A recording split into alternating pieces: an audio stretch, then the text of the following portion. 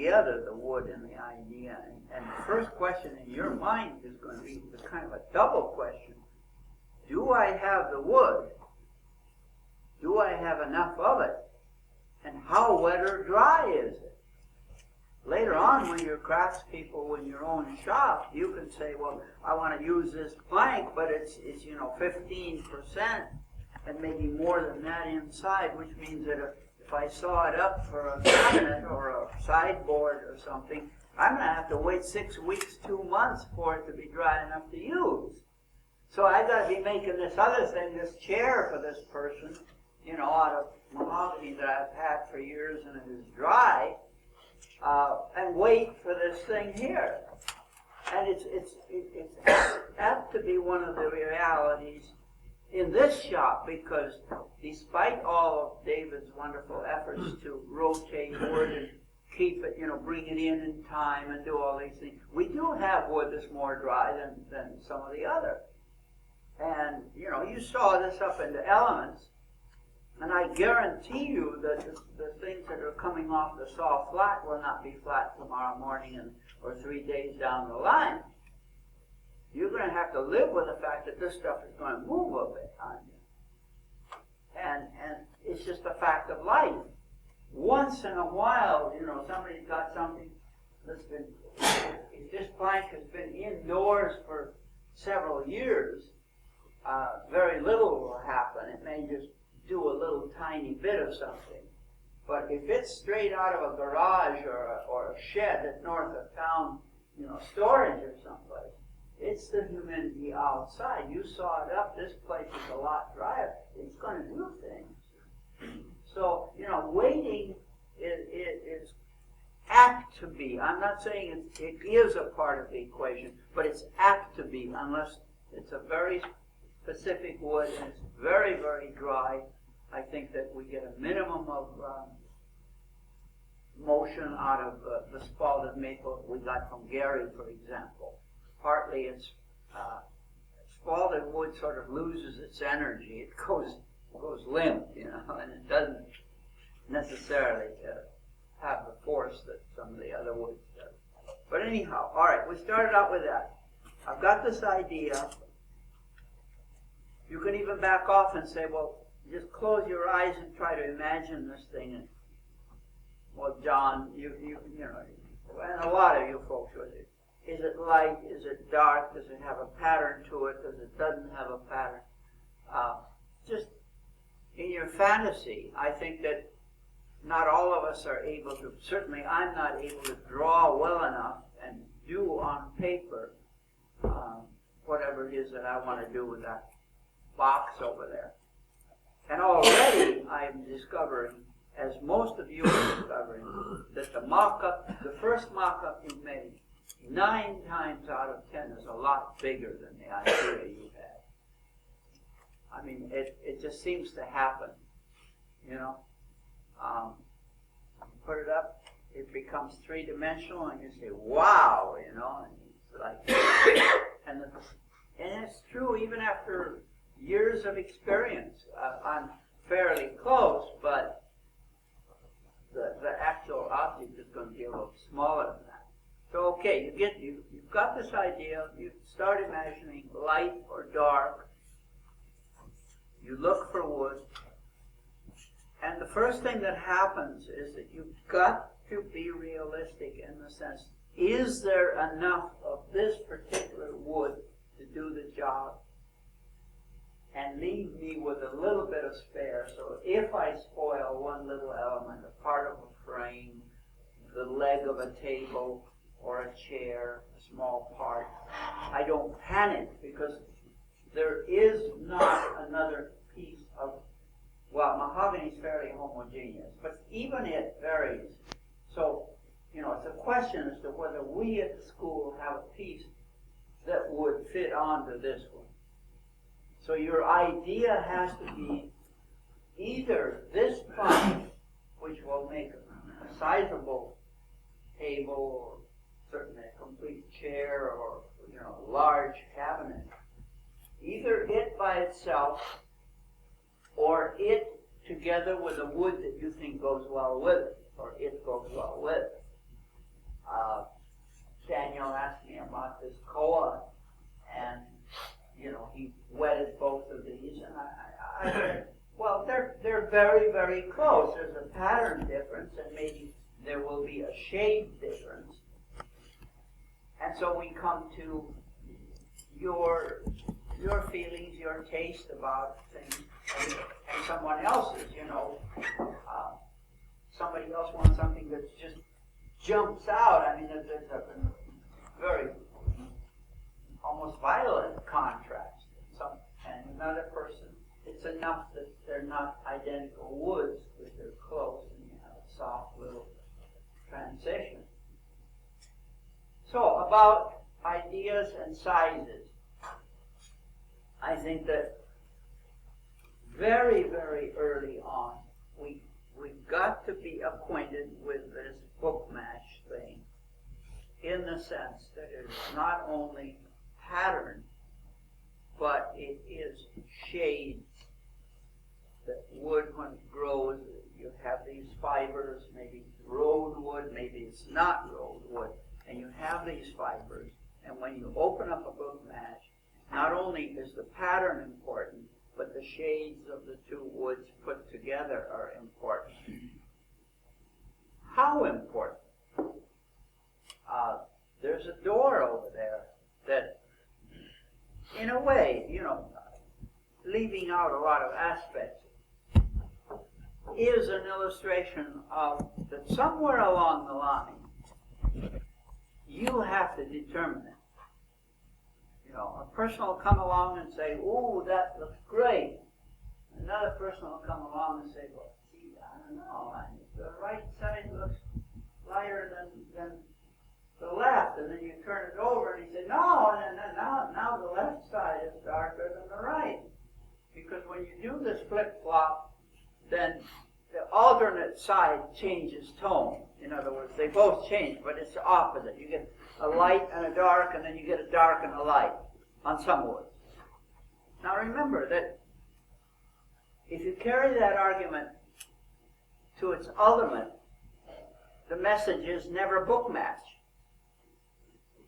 which is wrong. Book match by all means.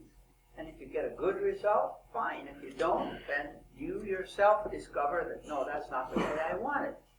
Now, generally speaking, flat-grained patterns are much less prismatic than steep pattern, vertical pattern. And out towards the outside of a piece of wood,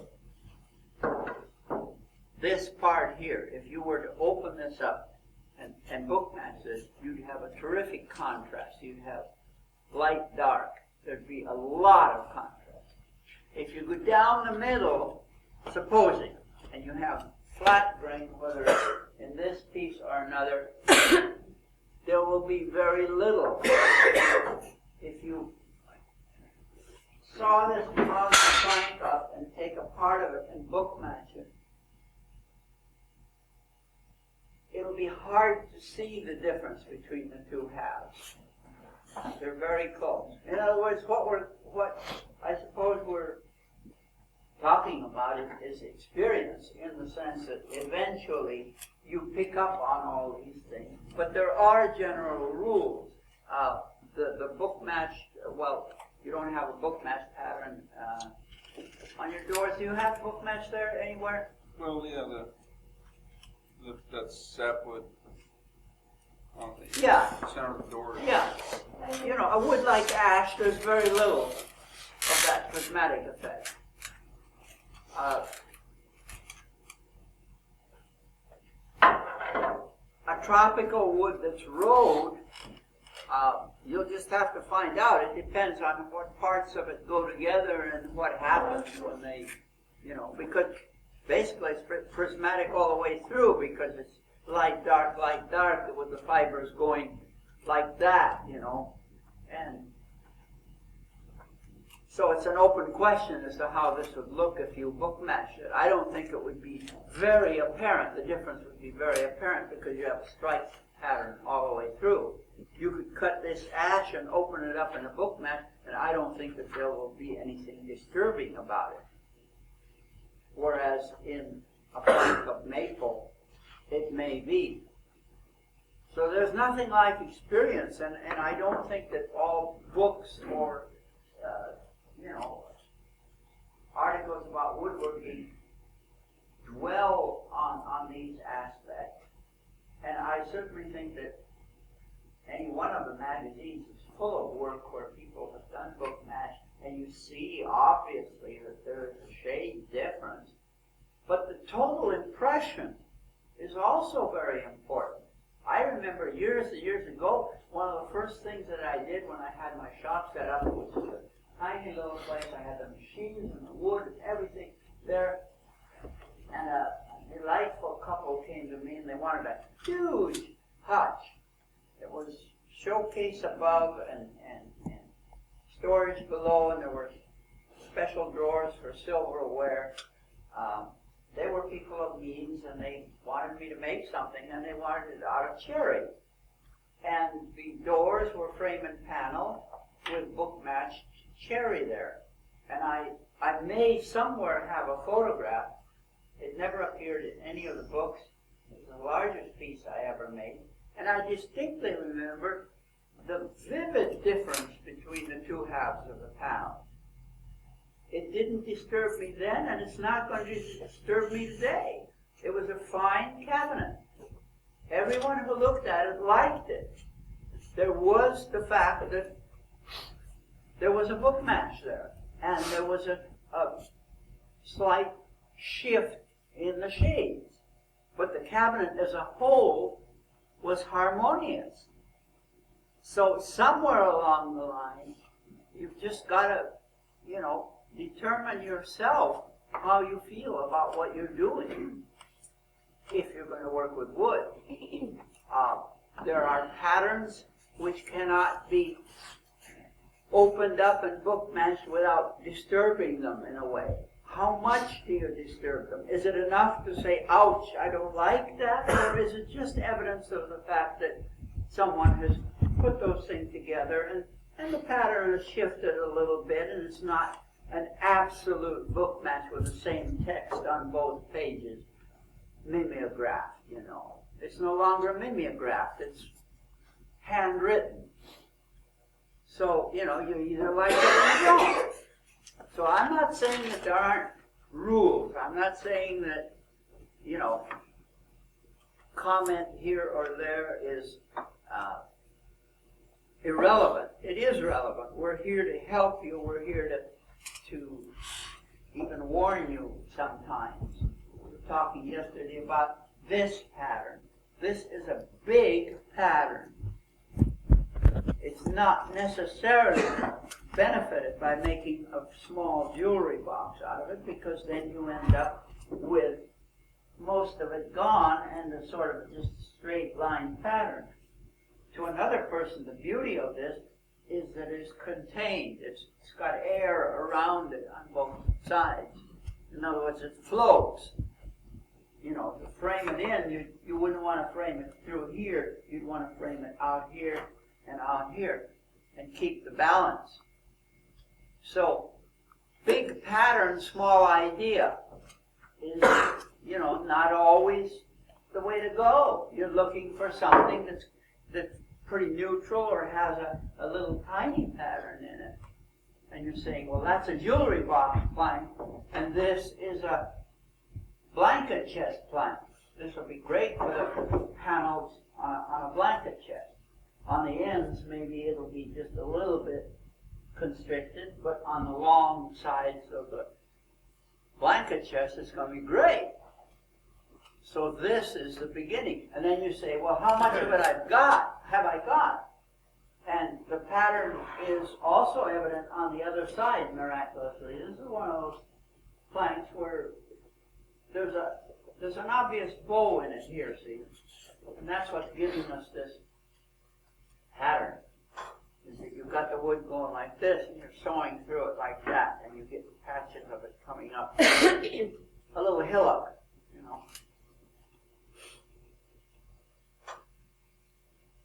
So the scale of the thing that you're thinking about is related to what's in the wood. I remember this. Let's see, what became of this? There was a whole plank, long one, and this was a complete pattern all the way through the plank.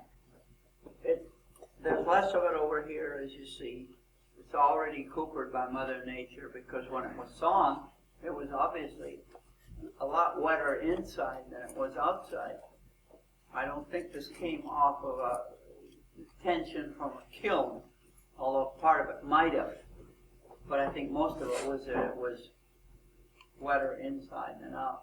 And John, we just looked at a little scrap of teak that he picked up from a piece that was made here last year, and you know, all the books tell you that if the rings are going this way in a piece of wood, it's going to bend that way. Well, that's doing the opposite, and it's going to stay that way because it was a piece of teak that was cut up, and it was probably more moist inside than somebody didn't wait long enough or whatever it was, and it just got that little bow in it, which contradicts the, you know, Hoadley and everybody else, because the factor, it's true that given the same humidity, wood will pull towards the longer rings.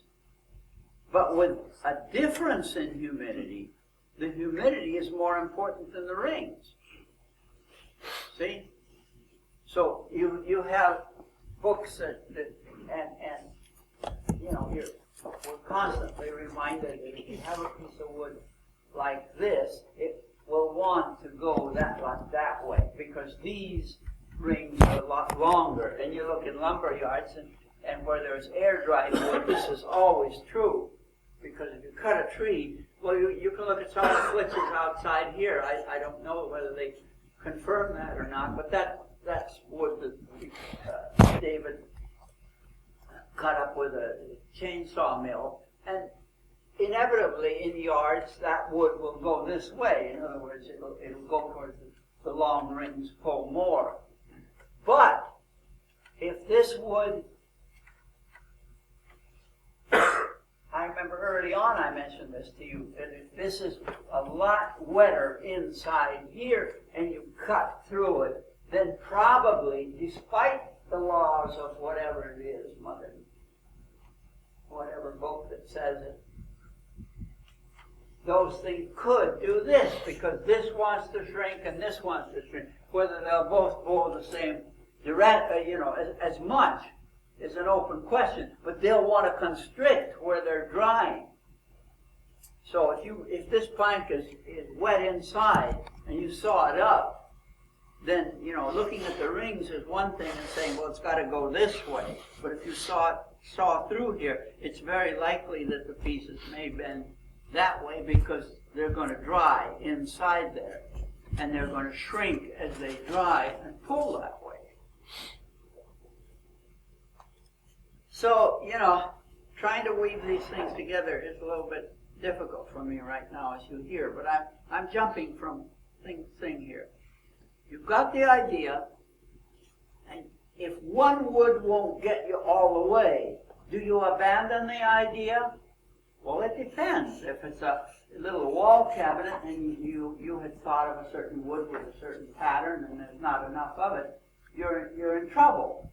On the other hand, you can say, well, I'm still going to use that damn piece of whatever with that pattern, only now I can't make it out of just a coopered door and so on. I'm going to have to frame it in, because I'm going to have help from another plank of maple. So I'm going to keep this gorgeous piece with the pattern that I had, that I really was sort of central to my idea. Okay, I can do that, but I don't have enough of the wood to complete the piece. So what I'm going to do is I'm going to frame this guy in, keep my original idea, and then the frame can be another shade of maple, and that will also be part of the side, top, and bottom, and I still have, you know, my idea, but I've changed tack with it. I've adopted to the fact that I don't have enough of that wood to carry me all the way. Or you say, well, I'm just going to put it away and have it, and someday I'll use it for something. But you've got to be realistic, because we have only a certain amount of wood. This looks very impressive, and we have several planks of this English ash, European ash. But many other woods, there's one plank in there that is a particular color, particular pattern, and there's no other plank in the shop that matches it. There are planks maybe that go well with it, which is changing your idea, adopting your idea to the reality of the wood and saying, well, you know, like your little model table. Supposing you had not enough wood for the entire table, but you had a beautiful plank that your idea started with this being the tabletop. Then you say, well, what goes well with this mahogany? Well, probably cherry is pretty nice, you know, domestic cherry. It becomes reddish brown. The mahogany becomes a darker brown. It's a nice soft contrast of texture and color. Hey, I don't have to abandon my table just because I haven't got enough for, you know, the whole thing. If you're fortunate, you have enough, and it's no problem. But what I'm talking about is that what we run into quite often is that we're not quite going to make it. And what do we do then? Well, of course, one of the classics is that we put the back piece of a cabinet in another wood because we don't have enough of this particular thing, or we just like to have the back piece in another wood. So, in the process of getting an idea, you need to think in terms of the wood that you have or can get. Now, if you go down to McVee's and come back tomorrow with several planks, all their wood, as far as I know, almost all the wood is kiln dried. But we don't know when it was kiln dried. In other words, they kiln dry it, and then sometimes some of it lays in the loft up there for months, if not years. Who knows? It depends. We've had kiln dried wood that you can cut up and work in a few days, and we've also had kiln dried wood that was wetter on the outside than inside and did funny things and needed time to settle down. So just because it's kiln dried doesn't mean that you can saw it up today and work it tomorrow and get away with it. You can, but it doesn't necessarily do that. Okay?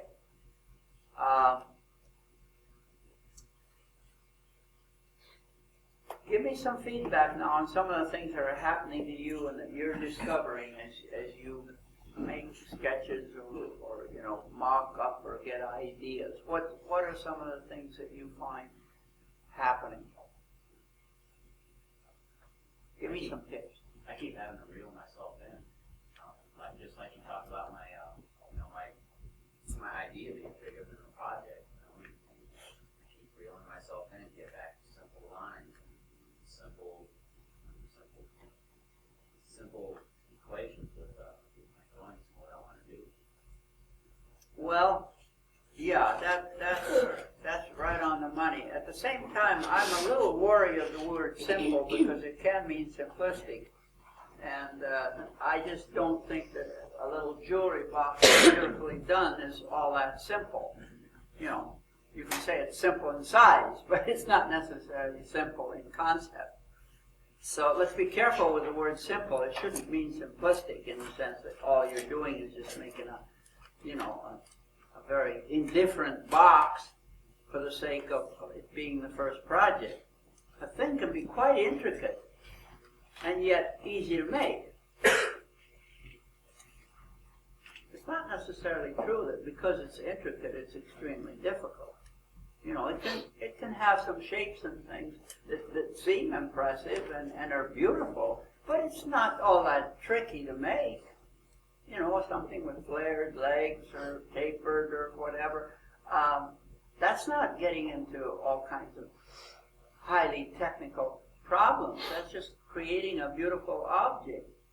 So, you know, don't be carried away by the word simple, meaning just a little squarish box on a wall or something like that, and it's got to be, you know, minimal, everything. it's got to be within range of what you feel you can handle well and get a result that will please you. But I think that there's a lot of leeway in the sense of, you know, imaginative joinery, which we've already done, shapes that are simple to make with a spoke shaver or other tools, but are not childish shapes. I mean, you know, they're not so elementary that they're dull or anything. What else is happening? Well, I mean, I think I'm onto an idea I like now, but it was about a week when I was really feeling a lot of pressure to come up with an idea, and nothing I came up with I liked. And it was sort of like a writer staring at a blank sheet of paper. I know the feeling. Any I'm advice right about there that? myself right now with, you know, just some very nice wood and an idea which just won't completely come into focus because I don't know how to. I'm trying to find out how to put little pieces of wood into that wheeler and make some kind of a little geometric pattern out of it. And I'm stuck. Maybe it'll clear up, maybe it won't, but I'm stuck. I think that the reason I want to make this is because that's what I want to make. That's what I feel like making right now. Whether I'll succeed or not is another question. So I think a very good starting point for most of us is just keep coming back to what do I really want to make? You know, in the sense of where I am right now. What do I really want to make that feel good? Physically and mentally. In other words, do I want a Cooper? If you do, you'll probably choose to make a thing that includes Cooper. If you don't, then you'll turn to something else. Maybe not even a cabinet at all, a stool or a small table or a nightstand or something like that. Okay? Patterns and what's happening in the pine. Remember now that you've got a little bit of ground here, okay? Now this is towards the heart of the tree. The rings are going this way. Actually, they're quite steep in the middle and a little longer out here. And in a lot of the wood that we have, you have a little bit of pattern, whether it's maple or something else, you have a little bit of pattern. The first thing you want to do is to flip the plank over, look at both sides and see what's happening. Because if there were this amount of color over here, then there'd be a heck of a lot more of it over here. See? But it's just the opposite. There's just the last of the color. So this is going to be gone. And it's maybe unrealistic to build an idea on the fact that there's a little brown patch here. By the time you've done what you need to do, that probably doesn't go down more than an eighth at the maximum. And the rest of it just, and it's gone. On the other hand, if it were on the other side, it would grow as you go down. Also, this tapers, you know, and so you're looking at the log and you're saying, well, something in the log must be that's going like that, and this color is.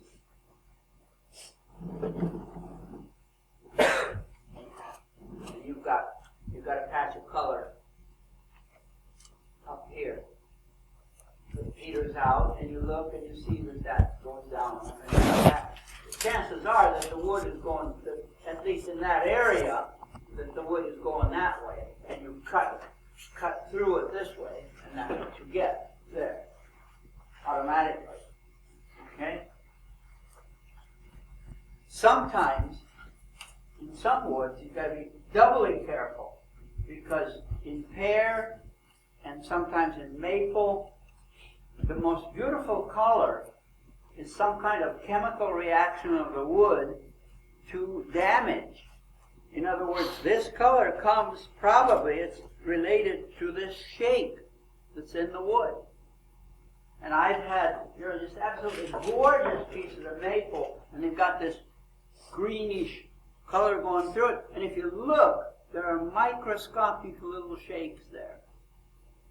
Now, they may be enough to really spoil it. Sometimes they're so minute and you can only see them with a magnifying glass, and if you finish the door or the panel or whatever out of them and do it properly, you can get by them in the sense that they gradually fill with the glue and the sanding and the finish and so on, and that there's little or no evidence of them.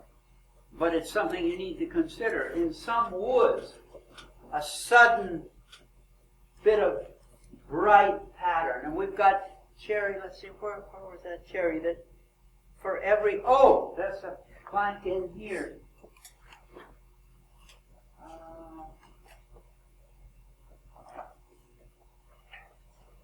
No, what is this one? Where was that one where we had all right, we'll pull it out later. But anyhow, there's a piece of maple in there that's been attacked by little bugs. And for every little hole in it, well, it was in some of the scalded wood too. Remember? We saw it outside there. For every little hole, there was a beautiful patch of reddish color. A chemical reaction or something that, that's between the tree and the bug. I don't know what they were talking about, but that's what was left. And so you've got a major decision. Do I use this wood or don't I? If I accept these they're tiny holes, not much more than a pinhead. And if I accept them, then I've got this beautiful wood. If I feel that they're real faults, I gotta trash it, I gotta reject it. I went into a piece of maple.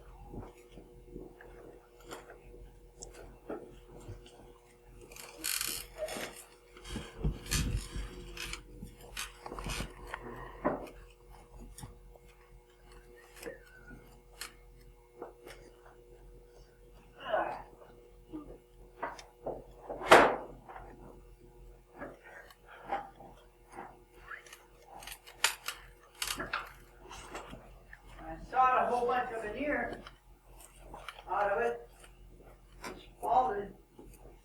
I've got another piece that I'll show you.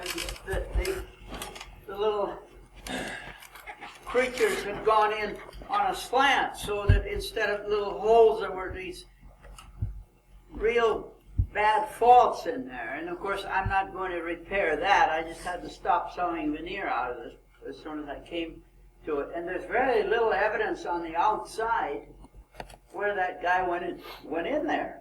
I mean, I can't see the point of entry, but there is a fault inside it. So, and we've had people make something out of real sugar maple, with the tap holes in it. And around each tap hole is this big pattern. And they just, one fellow just made a cabinet out of that, and it was kind of charming with all these holes in the darn thing and these patterns. That's getting eccentric. Let's talk about roadwood. You can get 2 planks of mahogany, one of which is road and the other one isn't. This is very little road. This is good mahogany. And the texture is good. We were talking with Daniel about it yesterday, that a lot of the mahogany that we're getting now is for cigar boxes. It's not for furniture. It's mushy, it's mealy, it's grayish in color, soft in texture. It tears rather than cuts. It's crummy stuff. And we're getting more and more of it because the good trees are the old trees, and maybe, in parts of countries where they've cut them all down and sold them for I don't know what. But anyhow, we use a promille of the world's timbers, and we should be able to sleep at night. This is a question that comes up now and then. People say, well, how can you be a woodworker and use things from the rainforest? Well, first of all, they're being cut anyway, which is not an excuse, but it is a fact of life that whether we use them or not, they're going to be cut. Because they're cutting for industry, for the factories, for the producers, not for you and me.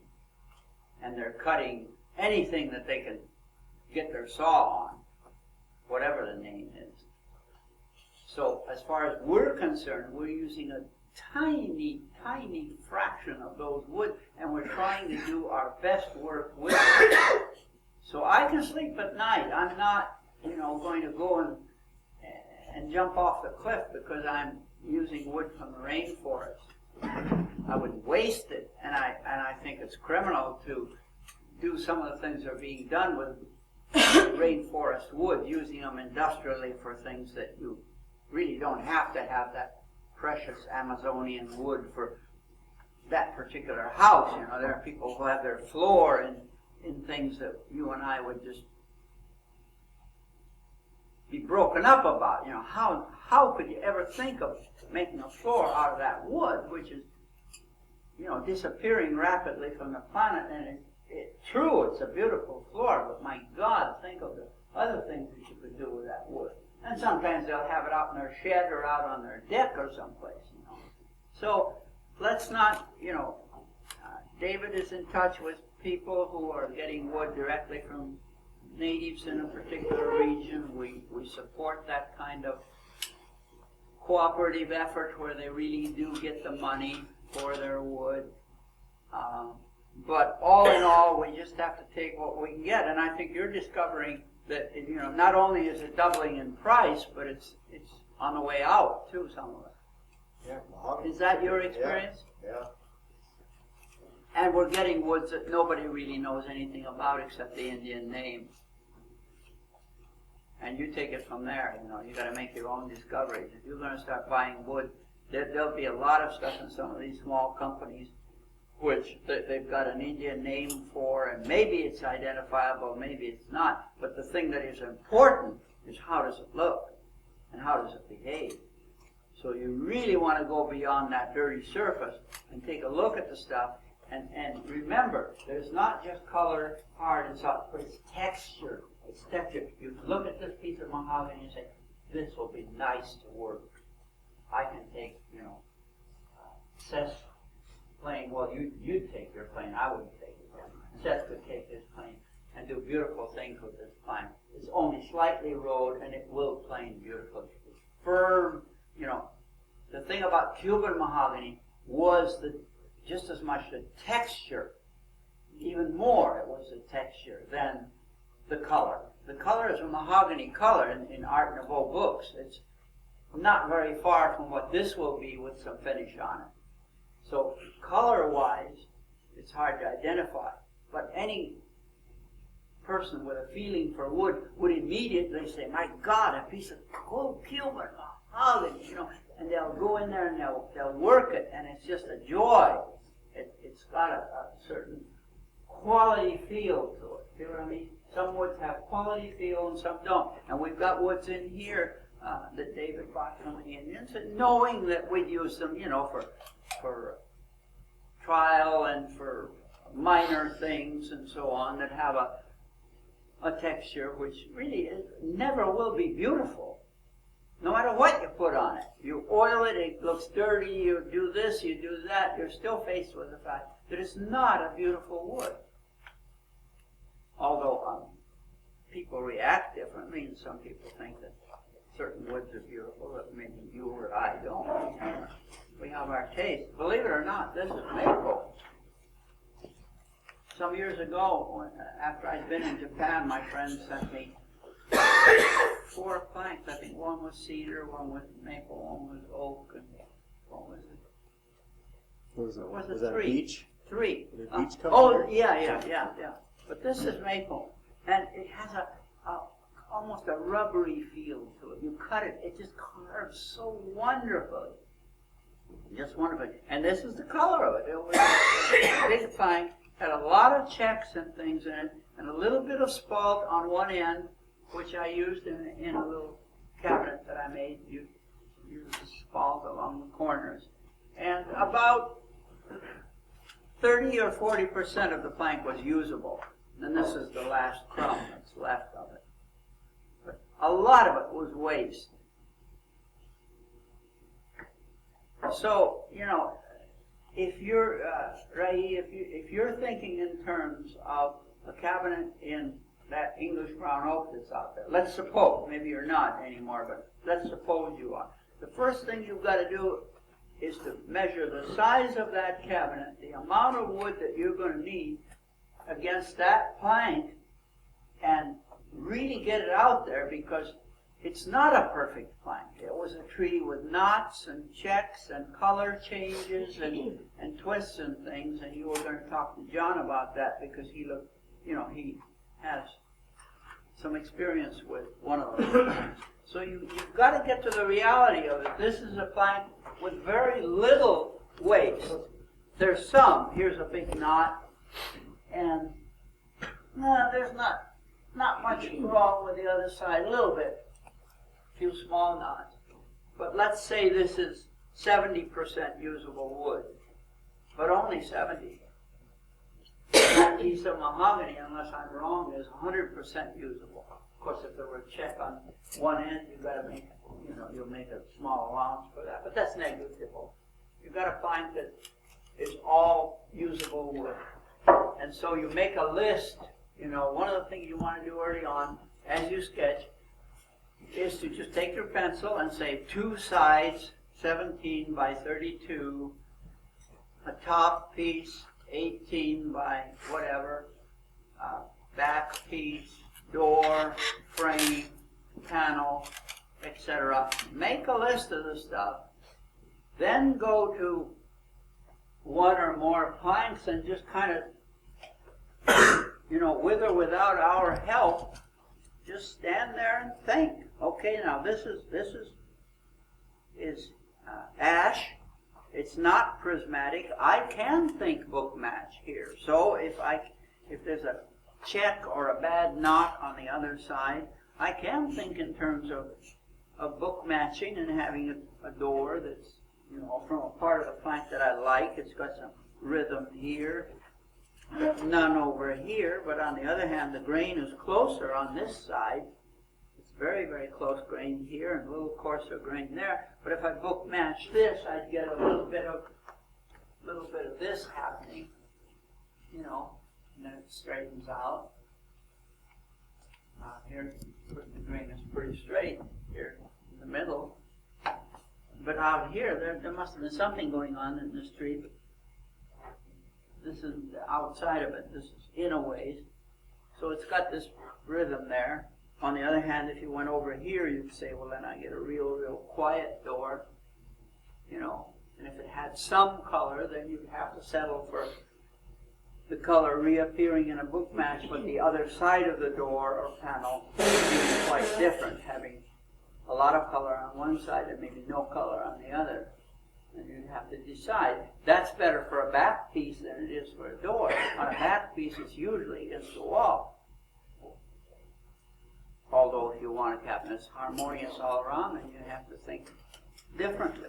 But supposing you went with your list and you said, well, okay, now, as far as thicknesses go, what can I get out of this? I need a 3/4 inch side. If I book match it, that's 1.5 inches. And be generous. There is the fact that it's not quite flat. There is the fact that most of them are not quite straight. All these things happening. Now, if you're going to flatten this out lengthwise, remember, the shorter the piece you can flatten at one time, the less wood you use. If you have a plank that's long and has a bend in it like that, and you are eventually going to cut it up into sections, cut the sections before you flatten it, because if you flatten this guy, you're going to be down like that and lose maybe 3-4 times as much wood as you would if you flattened each segment separately. The same goes for cup. If you flatten all the way across this cup, you're going to lose, well, by the time you've done it, you're going to lose pretty close to 3/16 of an inch.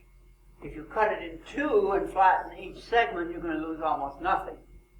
Very little, just what the joiner takes, to get past the softer.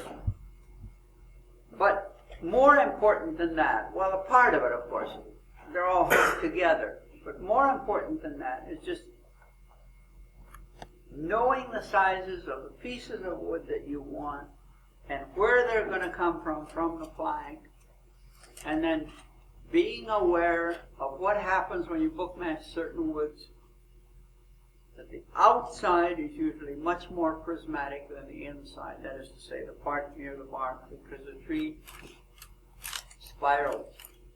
And I think early on I mentioned to you that sometimes when we go all the way across the plank, the wood on this part is going, the grain is this way, and over here it's this way, because the tree is in a spiral. And you put it through the planer, and it cracks out over here, but it's a perfect cut over here. And so you say, oops, wrong way. And then you turn it, and now it's cracking out over here, and it's a nice smooth cut over here. So what you gain on the merry-go-round, you lose on the swings, you know. So you just have to be careful. I found that most of the cuts that we make on the joiner, especially when we're in a hurry, are too fast. You can slow down. I've used the big joiner there recently, and I found with that Quila that at a certain speed I was getting crack out, and so I deliberately slowed down just in that area where it was squirrely. I got a nice cut. People are saying, well, the blades, the knives are dull and it's just trashing the wood.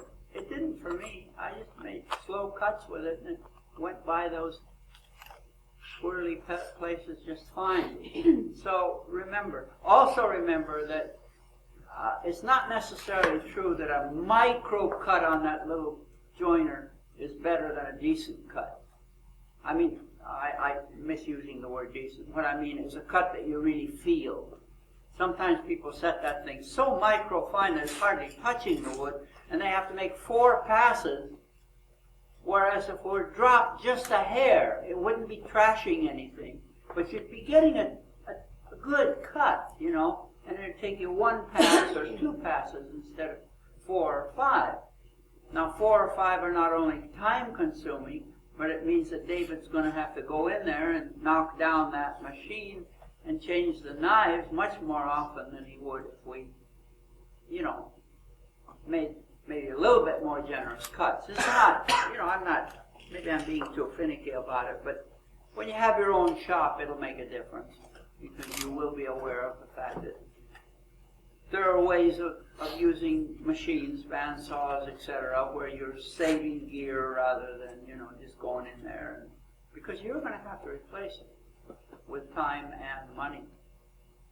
So anyhow, okay, idea, mock-up to actually a mock-up can be very, very minimal. You're after the volume, and in the case of a functional object like a table or something, you're just asking yourself, is there enough of it? Like the little model that we have here, we figured that if the top was 12 inches, the stand was 10 inches deep.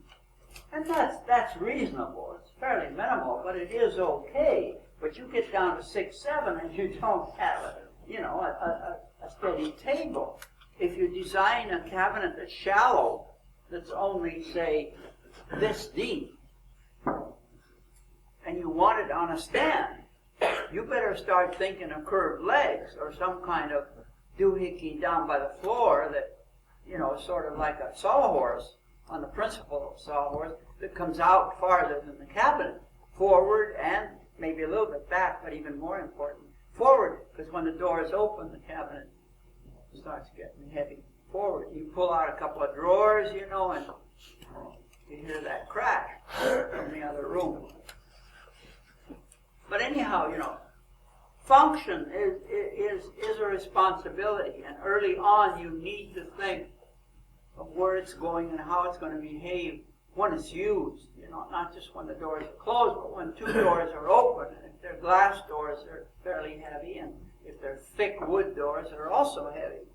So all those things put together. But what I mean about mock-ups is that I'm sure that you experienced a lot just changing those pieces of cardboard, which, if I may use the word, are fairly crude. They don't force you to do 4 or 5 days labor just getting it that way.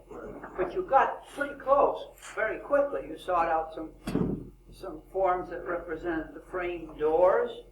You put a strip to imagine the top and bottom. Remember that the top and bottom is a part of any proportion that you create. If you mock up just doors, 3/4 of an inch on top and 5/8 of an inch at the bottom, make a heck of a lot of difference in the proportion.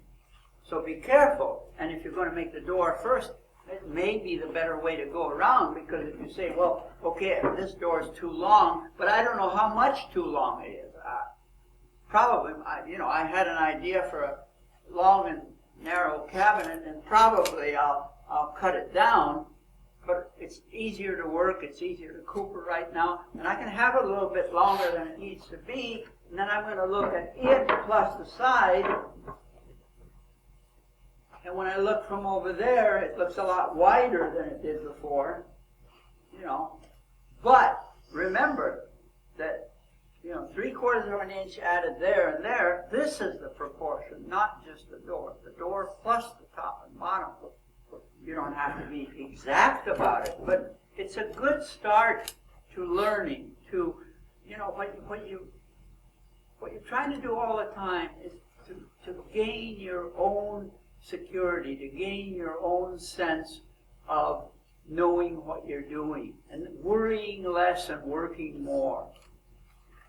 And certainly one way to do it is to just soak up all this stuff, because it's not necessarily in books, not even mine or anybody else's. Hoadley is very knowledgeable, much more than I, but he's fairly academic and scientific, and I'm, fairly primitive and seat of the pants kind of a guy. Some things that I say work, some things don't. You'll just have to make allowances. So there are all these levels of experience, and you're not going to get all of it from books. You're just going to have to write your own book as you go along. And right now we're at the point where what we want to do is to avoid capital errors, where you spend a week or 2 or 3 of sleepless nights and very long days, and then you have to back off and say, geez, that's all wrong. It ain't going to work. I wish so-and-so had told me so, or whatever, I've been aware of these things. We don't have that happening, but we want to avoid it, just by being sure. But not being so sure that we make something we don't want to make because it's just simple enough to please everybody. You can challenge yourself. And fairly simple objects can be very, very exciting, in the sense that the wood and the delicate little shapes and details are there. But the thing in itself is not tremendously complicated. It's not one of those intricate pieces of cabinetry that you find in Joyce's books with all this fancy joinery and so on. And, the more books you look through, the more you've got in your attic, but you've got to sort it out. We get people that are tremendously affected by these Chinese joint. Let's just take as an example the Chinese furniture books and magazines. Now that is a style, a way of working that evolved through literally thousands of years.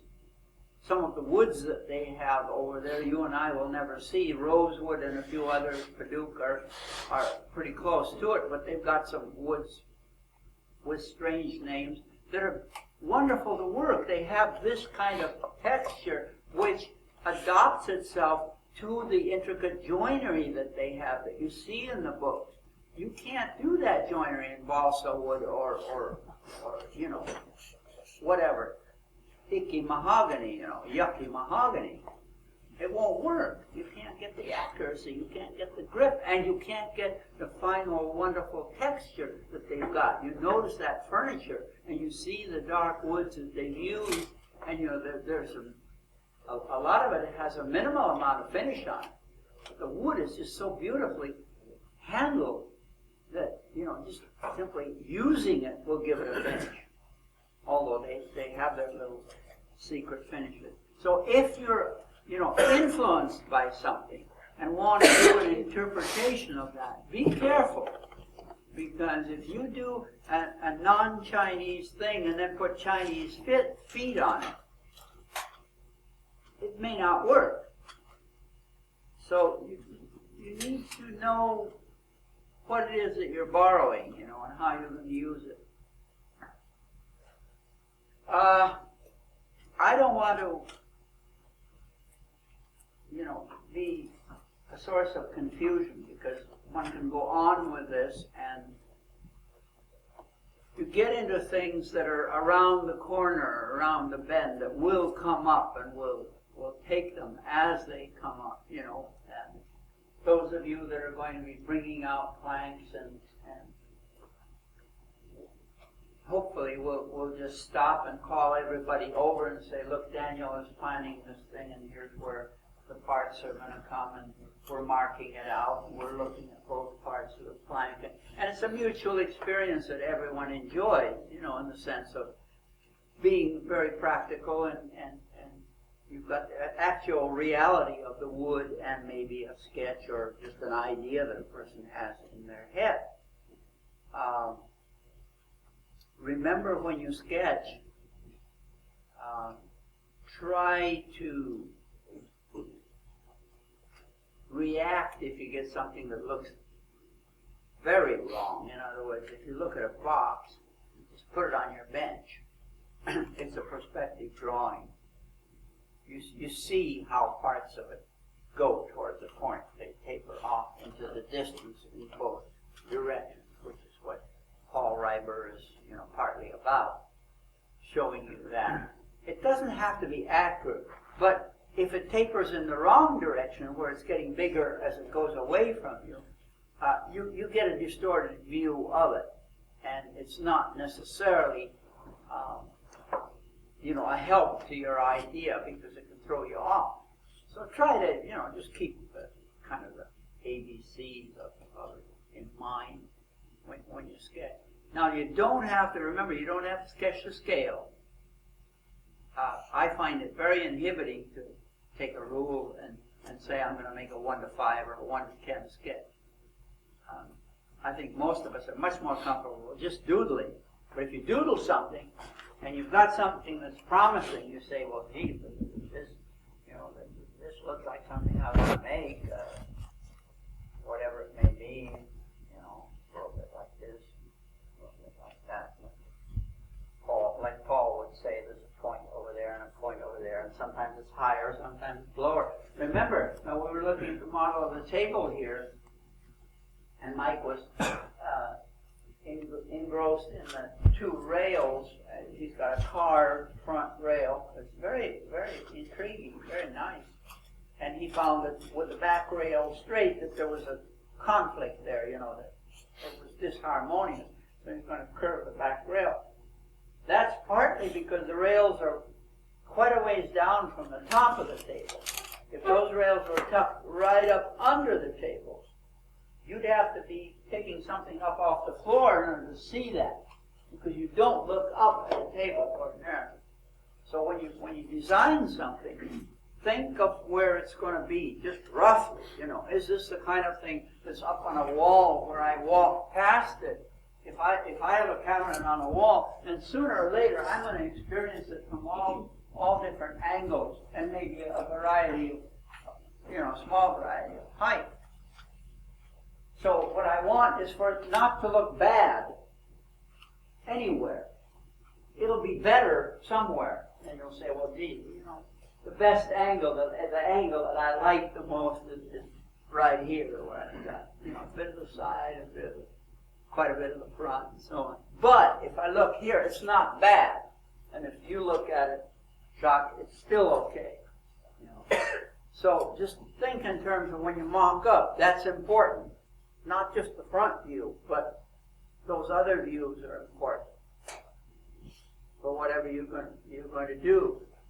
Also think of simple things like function. And if you have, I used to say to people, I'm going too long today, but give me just a few more minutes. we used to be reminded, and I have found over the years that it sort of works, that people, right-handed people, it's more comfortable to open a door that has a handle on it that goes in this direction. This way I get tennis elbow with the door. If there is no handle, this is comfortable. This action. This action over here is not comfortable. If I'm left-handed, it is. Okay? Now that is not capital, that's not a major thing. But if you've got a beautiful door, and you say, no way do I want a handle on this, because any handle that I put on here is a minus and not a plus, then hang the door in a way, invent some way for someone to open it without a handle. See, a little recess, a very inconspicuous little something here, or a little cut in the side of the cabinet that will allow someone to open the door. But if you say, well, it's the kind of wood and so on that it probably needs a handle. It'll look better with a handle, because by itself it's not all that, impressive. But if you use with a dark brown handle here, and then you put it over on the left-hand side, because this is comfortable and this is not necessary. Of course, somebody will always put it over here just to do me in, but that's all right. I can take it. And maybe it'll work just fine, because something in the pattern, sort of asks for help over here on the right. And then you say, well, despite what so-and-so says, I'm going to do it that way. But the reason the old furniture has the key in the right-hand door is because turning the key with your right hand and opening the right-hand door first is much more comfortable than turning the key and doing this. 99%, I don't know if I've ever seen a piece in a museum or in a book with the keyhole in the left-hand door. So the overlap is that way, not this way. It has no origin. I mean, no definable origin. It just happened because somebody felt more comfortable that way. So a lot of these things, nobody takes the credit for them. They're just there. But we benefit being aware of it. Reading the books, looking at things with green and green, all the other things. Some with more charm, some with less, some eccentric things, some really outlandish stuff that's been done. And you can be eccentric and yet do beautiful things. I mean, Art Nouveau is in a sense eccentric. Some of the things that we see in modern books are very bold shapes and things, but they work. And I think that finally a lot of that, style or whatever they want to say, I don't have a style. I've been told that I do, but I don't believe it. I just have a way of working, and maybe see it's not a style at all, because I think in the last 10 years I've done things that have surprised not only my friends but me. It's like, where did this come from? Probably because I'm old and I feel much more free than I did when I was living in Sweden and was surrounded by Scandinavian modern and sort of the Cabinet Makers Guild, and I was an outsider. I was the odd man out there, and they were writing about me too as the odd man out, that strange guy in Brahma that makes these things, and it doesn't belong to this or that group and so on. I survived that. It was okay. But what I mean is that there is no person that has a monopoly on style or anything like that. But there are beautiful lines. There are balanced proportions. There are things that just go on living, and some people may be indifferent to them, but others aren't. And I was talking to a person in a gallery in New York the other day, and she was reminding me of, well, the cabinet had arrived there, and she liked it, and we were talking about the fact that there are no mathematics involved in that. There's no way you're going to measure that and say, well, that's, these numbers prove that it is good or bad or indifferent or something. And it's been written about some of the things that I did that they were way off mathematically, You read this book about architecture, and these numbers, this stuff just doesn't work. Well, somebody liked it, I don't know. Maybe it didn't work, but it was a nice way to waste wood. Somebody approached a piece of furniture that was made out of a fairly eccentric wood and rather much of it. So what a beautiful waste of wood.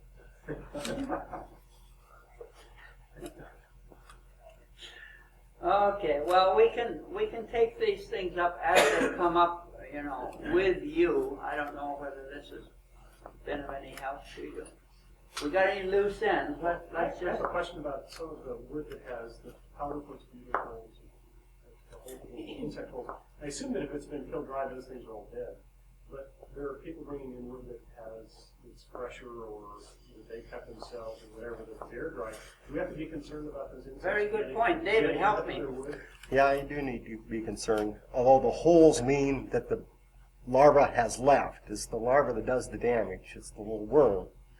And it emerges as a beetle, but it's the worm that does the damage. So, if you have a piece that has holes in it and you cut it and discover worms, this is bad news. Get that out of here. They more likely will attack the sapwood because there's more starch that can turn into sugar in it. And in a wood like this dossier, there's a distinct and sharp transition between the sapwood and that. And I've had, just this thing would look like Swiss cheese. It was utterly perforated. And not one of them went beyond that line. Not one insect went beyond that line. I've had wood from Asia that had little seashells in it. The logs are stored and left afloat in the river, which is a mixture of salt and fresh water.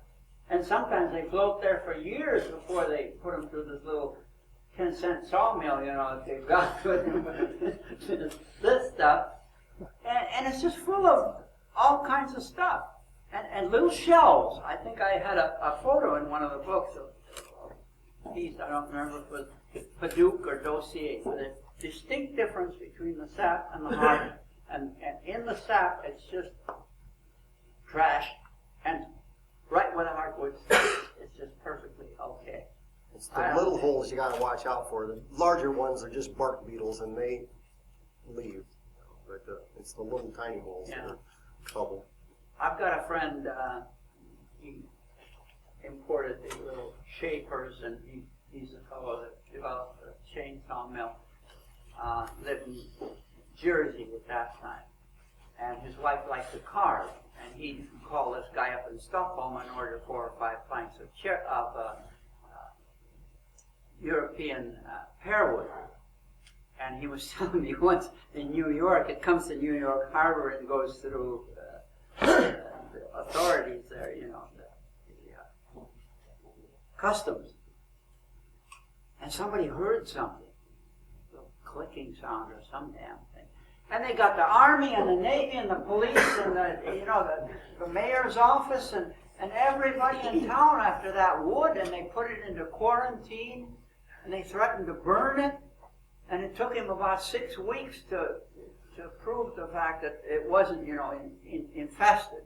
They finally let go of it, but I think they fumigated it. But, you got to watch it when you're getting wood from outside, because they'll nail you, and if there's any sign of anything, they'll crack down, and you've got a real bureaucratic. He finally got the wood, but it was funny hearing him tell the story. They just had everybody on deck about those 6 planks of pearwood, and it was miles of paperwork and all the rest of it. So just watch it. Yeah, and I think you've had a few cases where you took the wood outside. It's sawing off. Yeah. You can. They say you can heat it to 140 degrees. Some guy only wrap a black plastic, put it in the sun, let it get hot and bake them out. You won't get termites, but you get powder coat. Some kilns don't reach that temperature either. I've got wood that they kiln at 110, so there's no guarantee. Just watch when you cut it. They get tan, but they don't die. What about ants? Carpenter ants? Is that a problem? Okay. In your house? All right, we'll wrap it up. Now, be careful, please. Turn to David for questions about wood. Don't move heavy wood in the woodroom alone, especially from the upper racks. Things happen. It's a lot heavier than you imagine. And when one end comes off the rack, you find yourself in trouble. So be careful with the wood you handle. Don't saw any wood that the school has without first consulting David. Just those things, and let's go.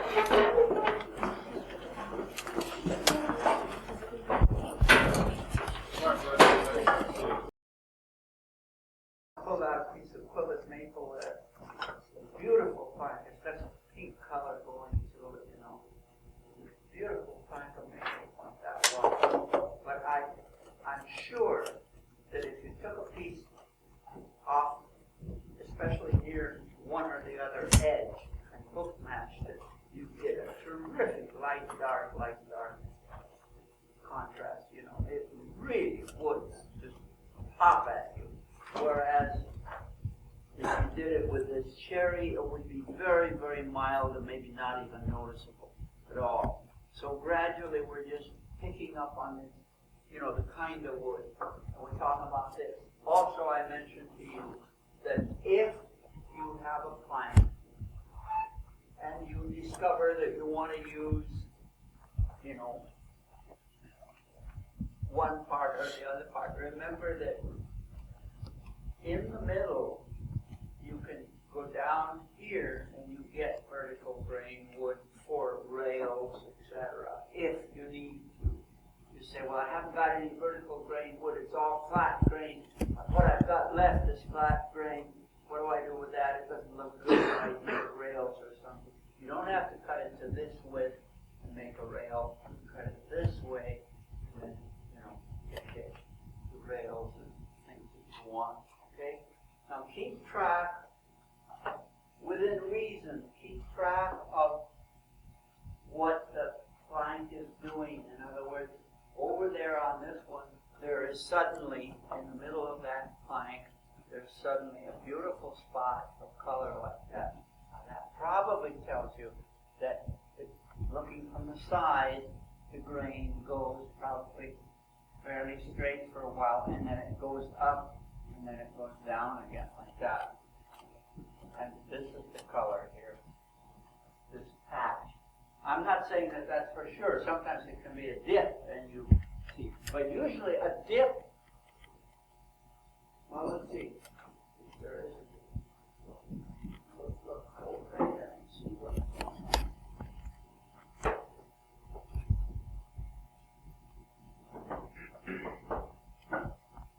And that could very well be a dip, depending on whether the grain is this way or this way. In other words, which side of the plank are we looking at? If it's up here, then whatever it's doing is sapwood. If it's down here, it can be the color. In other words, there's the last of the color, or a change in the color of the wood. And then, if it does this, then this is the last of it, and down here it's below it. Over here it's below it. So this thing comes up and reveals that heartwood color. But it does not go down far. Remember that that pattern changes very fast. Just write it down, all flat grain patterns change very fast as you surface them. That can be and alongside that you could write down, look and see if it's towards the heart or towards the outside. Because if it's towards the heart, it's got color, and it disappears quickly. In other words, this, as you go down the plank, after one cut of 3/4 of an inch, you don't have this color anymore. You don't necessarily have sapwood, but you have, if it's wood that has a distinct color down the middle, it disappears quickly. Whereas over here, you know, and then we said on book matches, if you have color going down that far, and you cut through here, remember, these two surfaces will match, but over here, maybe you won't have any color at all, and over here, you'll have a lot.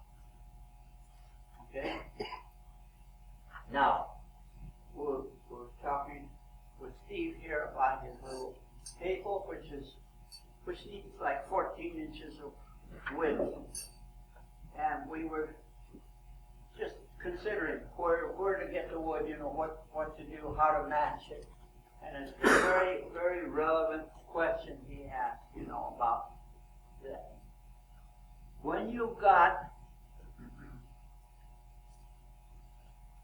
a piece of wood, and let's say you've got a choice of partly it's like that, and partly it's linear. One thought is right across the plank. If you have a 14, 15-inch plank and you've got a nice pattern, you're in business. You know, you make a cut down somewhere here in the bandsaw, and then you saw these two 7-inch pieces, you resaw them, and you've got your tabletop. That's the easy way out. But it's not very often that we get that break. Usually we have to use a part of the plank. It's not wide enough. So what do? Well, supposing we take, let's say the plank is 10 inches wide, just for the heck of it. So 10 inches, we take 10 inches over here, we make a cut, and we've got one edge that's linear and one edge that's wavy. We've got this wood over here, which is this, and we say, well, those are going to be my, I can get 2 legs out of here and 2 legs farther down the plank, but I can get 2 legs here, so that's not wasted. And here's my 7 or 8 or whatever, 8 inches or 7 inches. But I've got a wavy edge and I've got a straight line edge. What do I do with them? First of all, if you're going to use 3, remember, 1, 3, 5, odd numbers will give you an unbalanced surface. There's hardly any way you can get a balanced surface with odd numbers unless it's all wavy. If it's all wavy, then maybe you can get away with it. But if one edge is linear and the other edge is wavy, 1, 3, 5, 7, you're going to have trouble. One edge of the table is going to have wavy on it. The other edge is going to be straight line or whatever it is, linear. 2, 4, 6 gives you balance. In other words, I have a choice here. I can put the wavy outside or I can put the linear outside and book match down the middle. Okay? Usually, not always, but usually, most of us get a feeling of calm when the linear is framing in the wavy pattern. It calms down towards the edges. If you turn it the other way and you put the wavy parts out, it can work. I'm not, saying it doesn't. It probably works better in a frame where you have it framed and the frame is calm. You restore order in the frame and say, well, that's what I want right there. But if it's a tabletop and you've got these very, very, it looks cut off. In other words, it just kind of, where's the rest of the pattern? Well, there isn't any rest of the pattern. So maybe that's not, the best choice. But if you've got odd numbers, then one edge is going to be wavy and the other edge is going to be linear.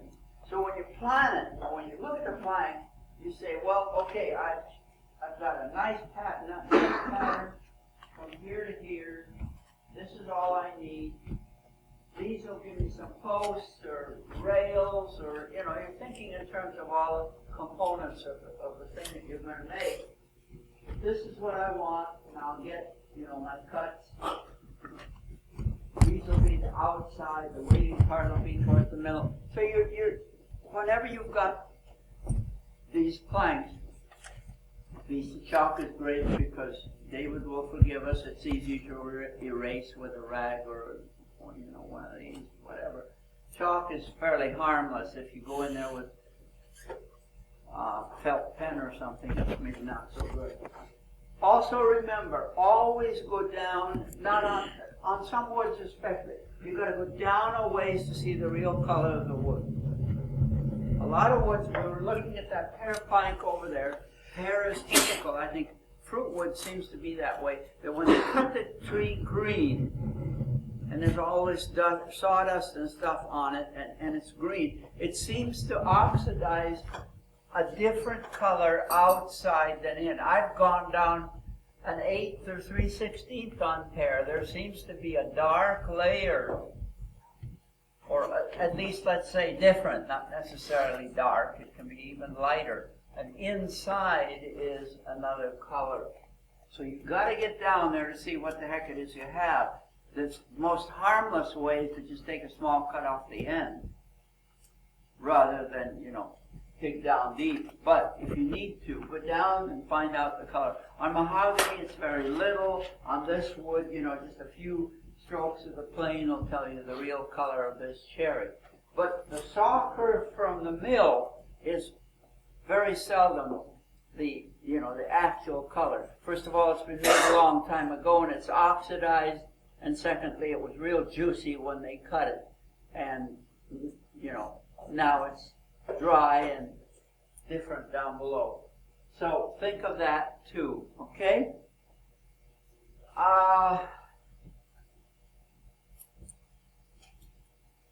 Patterns, rhythms. There are some sketches in some of the books where I attempted very awkwardly to remind people that you can create within the same shape, that you can create a sense of softness, or you can get aggressive. This is an aggressive thing in the sense that you want to stay away from the corners. They want to almost come out like they seem visually to come out and bite you, and you take the same proportion. Well, roughly. Krenov never did learn to draw, but anyhow.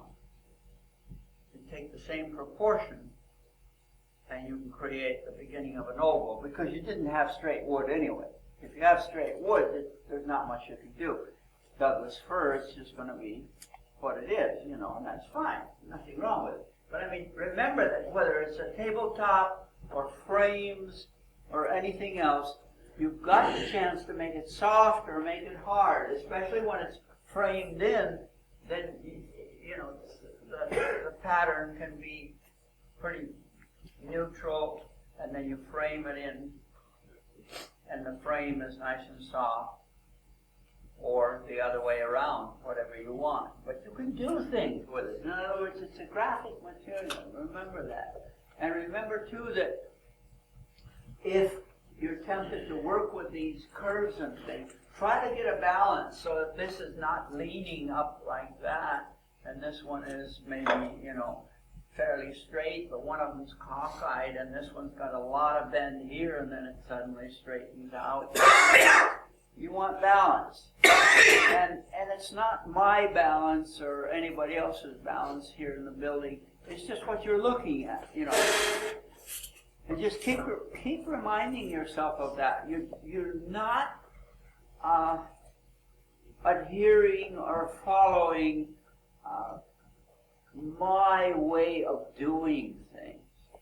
I just keep reminding myself as I get old that, nothing that I've done or said has been my own in the sense that I came upon it, I discovered it, I invented it. It's all been around for a very, very long time, and you can see furniture, way back when.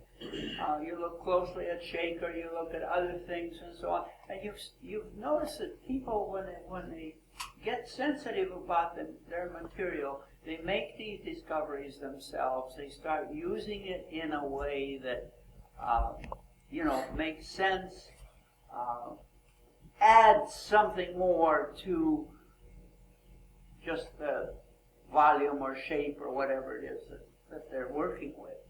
So it's an asset, and you can ignore it.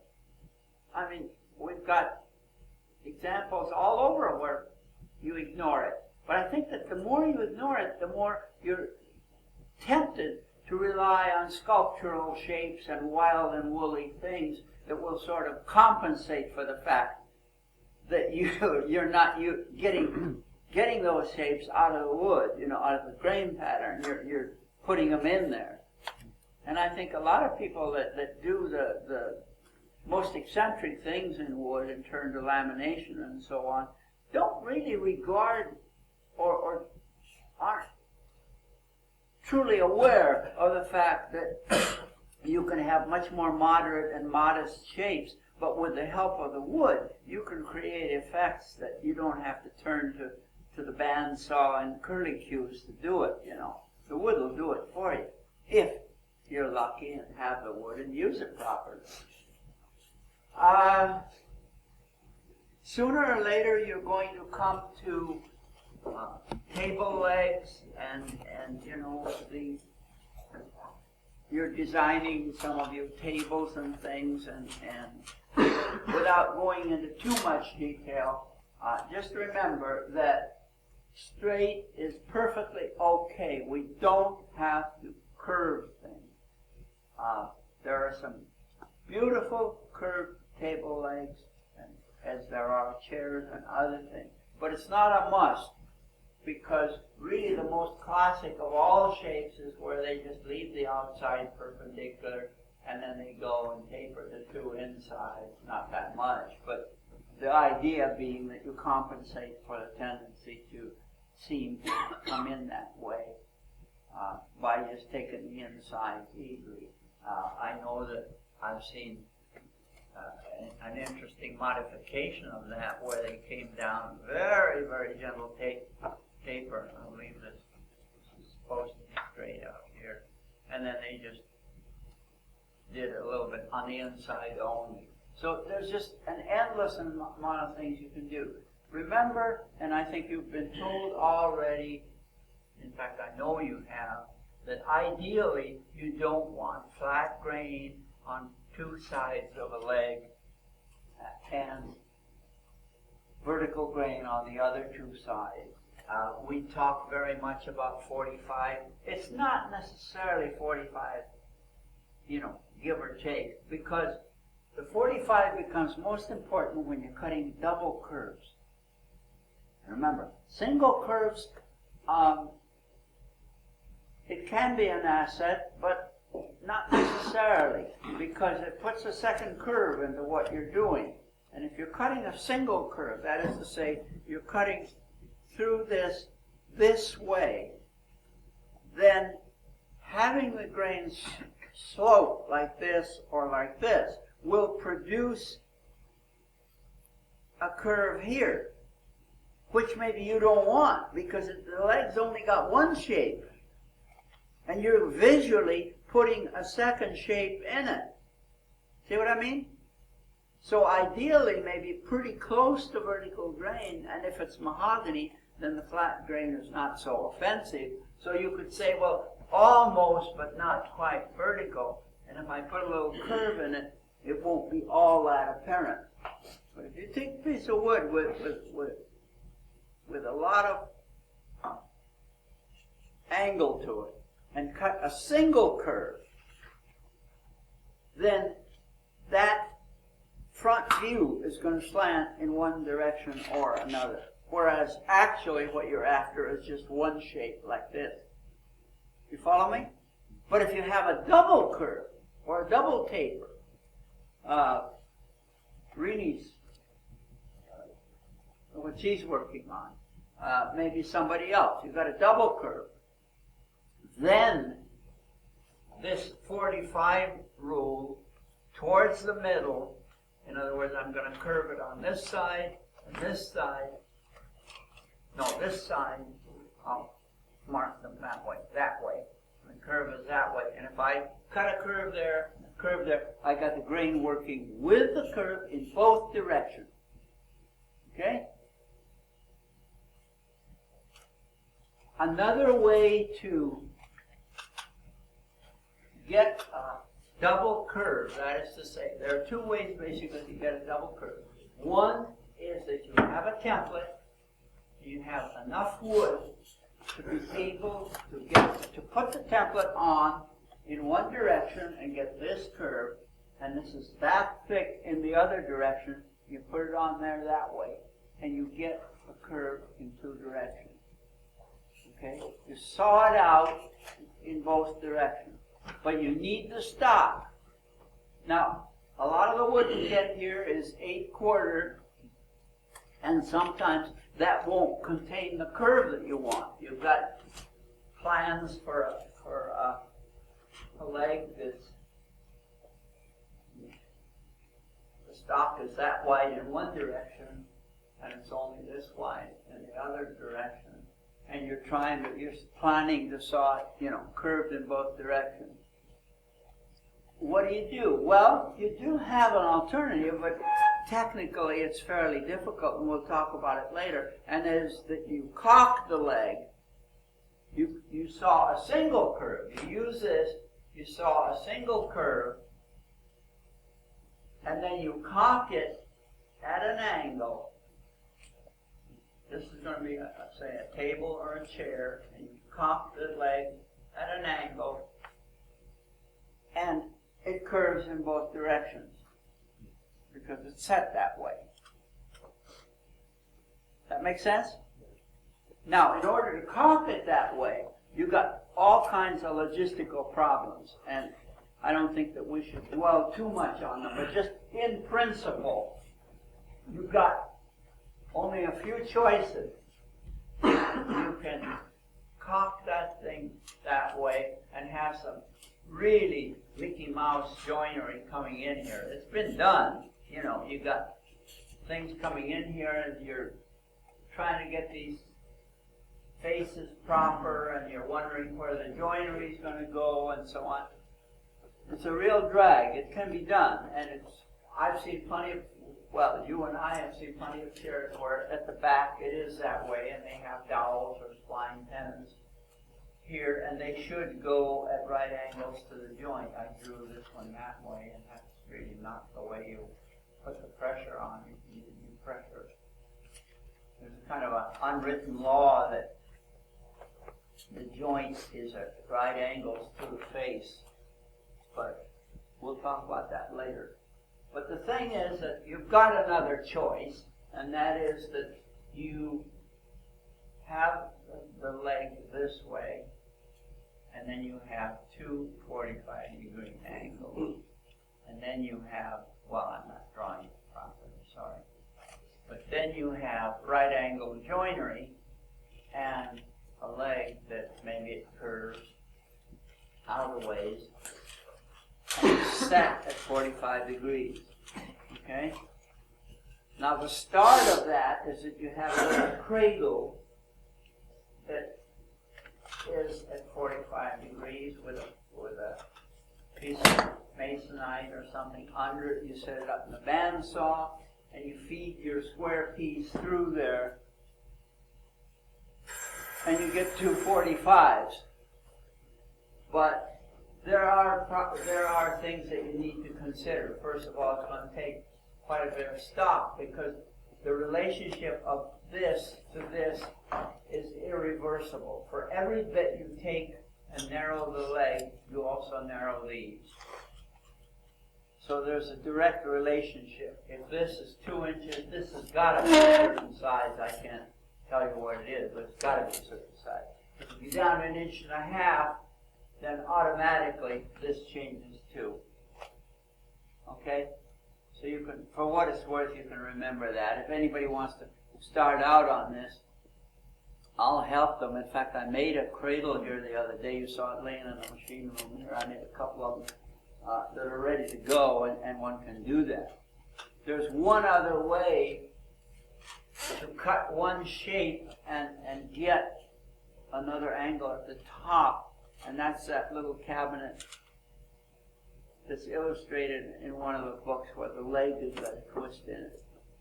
A bandsaw twist. Starts out with one shape. It's that leg bit.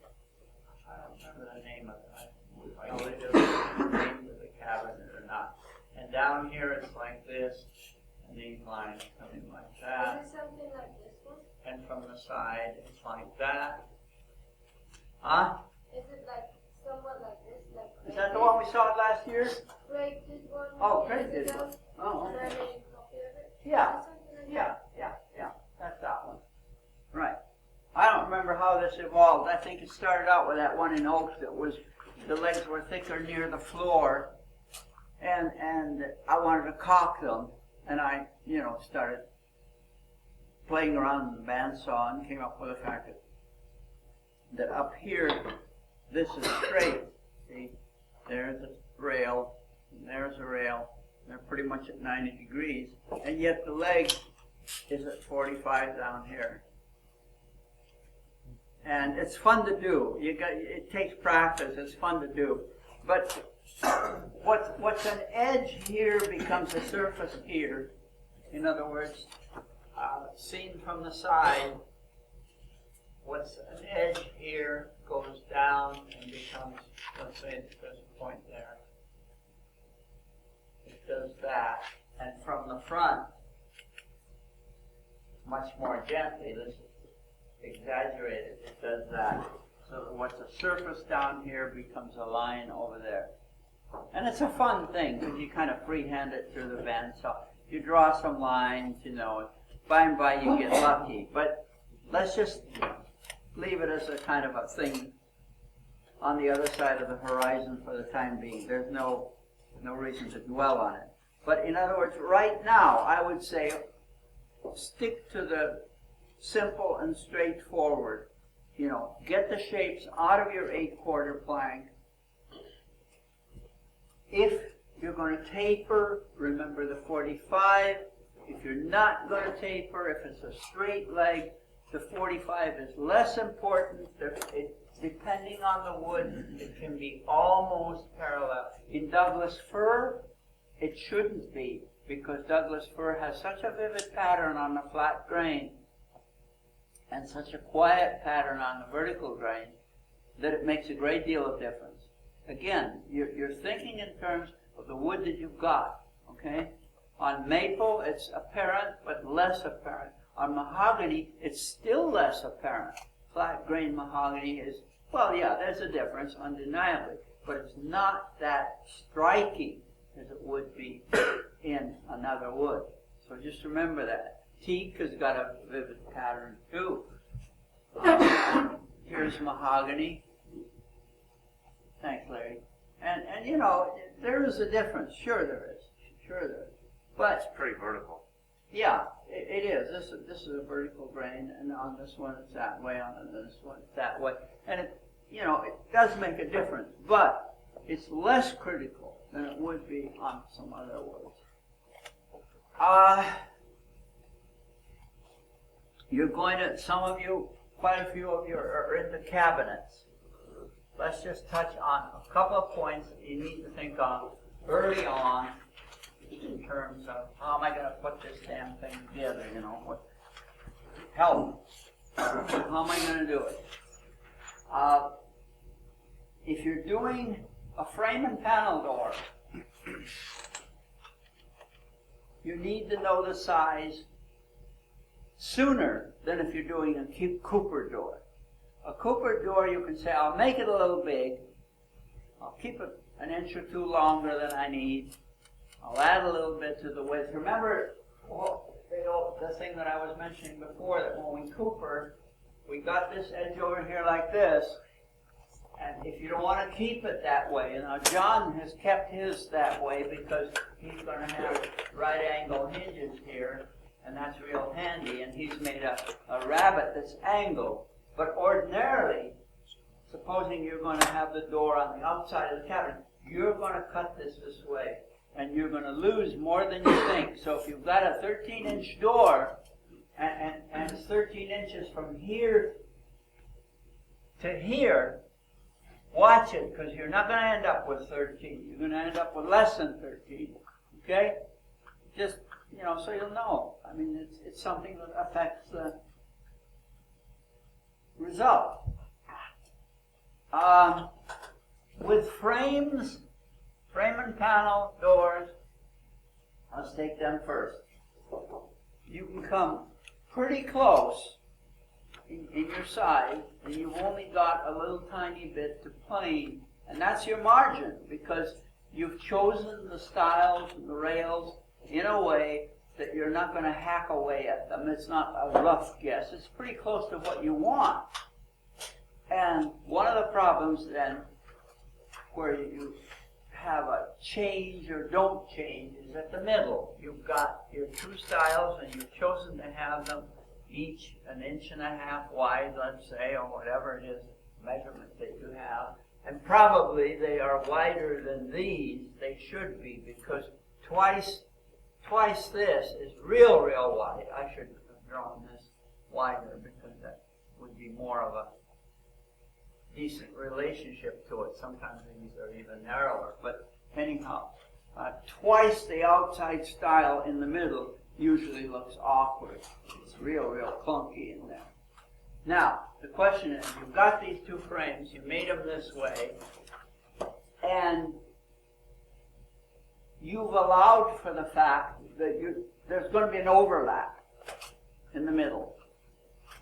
Now, when we're talking about overlap, remember, you've got solid wood doors. Both parts are going to move. So you've got to have an overlap that allows quite a bit, and you're going to have to live with a bit of an opening here, and this comes in here like this, and there's a space, quite a space here, and maybe half that much there. In other words, the doors are like an accordion. They're going to work. And on a 18-inch width, in some woods, you can get easily 1/8 of an inch movement. So remember that. The other thing you need to remember with solid wood doors is that if you contain them, in other words, supposing you want the door to be inside the sides, and you say, well, I'm going to trap them. That's dynamite. If it's a single door, that's dynamite, because it's got to move.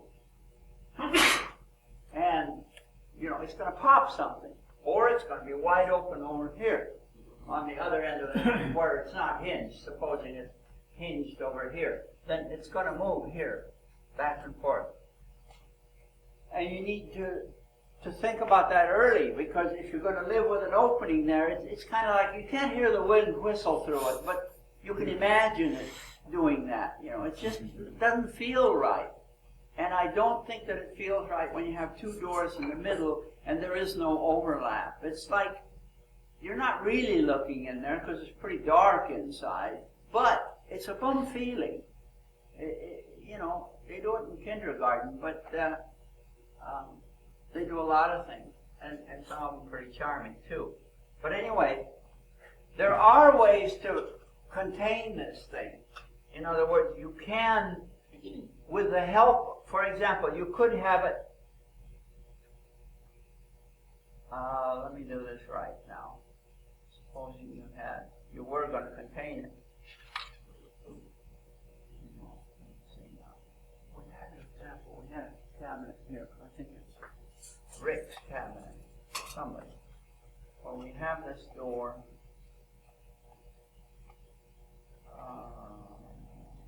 How was that? The rabbit was in the cabinet side, and the door fit and this went on like this, and there was space here. So this would vary. The door would move a little bit, but there was room for it to move because there was a rabbit in here and a rabbit in the door. Okay? The simplest way, of course, is when the door overlaps the side and you have a door straight or coopered, and it simply overlaps the side, and then you can bring the side out a little bit like that. And this will vary a little. At times the door will creep in, at other times the door will dry a little bit and move there a 16th or so. And it's not critical, you know, and you create the same profile over on the other side. The same step, you know, like that. And over here it's hinged, let's say a straight hinge or something. And it moves a little and it doesn't move here, but you're not really concerned with the difference there. So you can overlap them. If you contain them, look out. Come up with a way that will allow the doors to move a little bit. So solid doors are in a way more difficult than frame and panel doors, which don't move really. I mean, the styles themselves, 1.5 inches wide,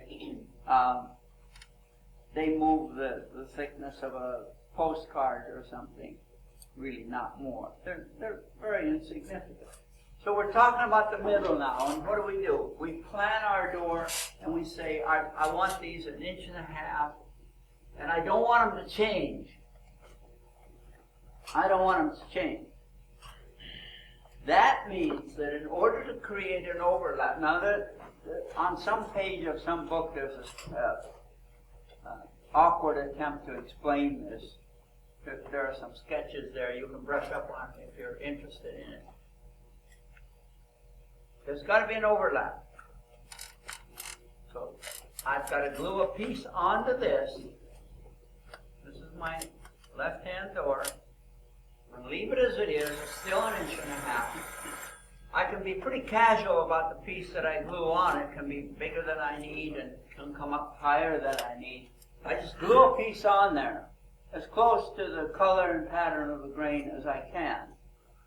Then with the shaper I create the step that I want, and I saw this off, and I've got just a little overlap because the frame and panel door, this can be as little as 1/8 of an inch and you'll get away with it. It's just this minimal movement, almost negligible movement. So the overlap does not need to be great. And then you go into this one and you saw a corresponding or route, a corresponding recess. And so this and this remain unchanged. They're both 1.5 inches. Okay? So, if you don't want to, remember, just write it down. If you don't want to change the width of the middle stiles, you're going to have to add a piece to the inside part of the left-hand door and create the little overlap that way. There are, of course, other ways to do it. Supposing you say, well, you plan it from the beginning that you are going to change the size because you don't want to do this. Then you have the two pieces. They're like that. And you're going to make an overlap out of them.